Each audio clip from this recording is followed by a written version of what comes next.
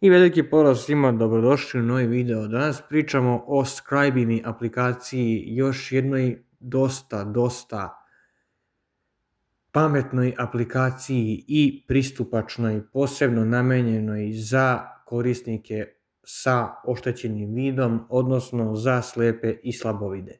Preko blindhelp.net možete preuzeti verziju za računare, dok iz Play Store-a je možete preuzeti za Androide i iz Apple Store-a za iPhone.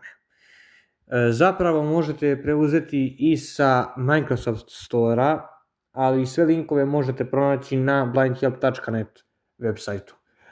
Šta radi ova aplikacija? Ova aplikacija je prva aplikacija u svetu accessibility aplikacija koja u sebi ima interfejs i korisničko iskustvo i iskustvo veštačke inteligencije. Ova aplikacija konvertuje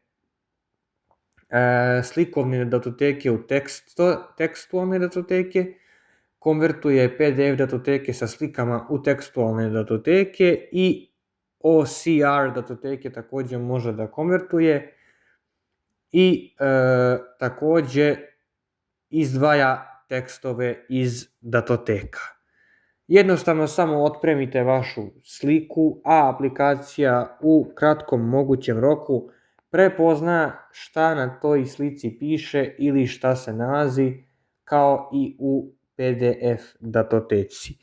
Tako da sve u svemu jedna jako zanimljiva aplikacija i ja se nadam da ste uživali u ovom videu. Ako jeste, lajkujte video i subscribeujte se na kanal, a mi se vidimo u nekom od narednih klipova. Do tada veliki pozdrav i naravno, ćao!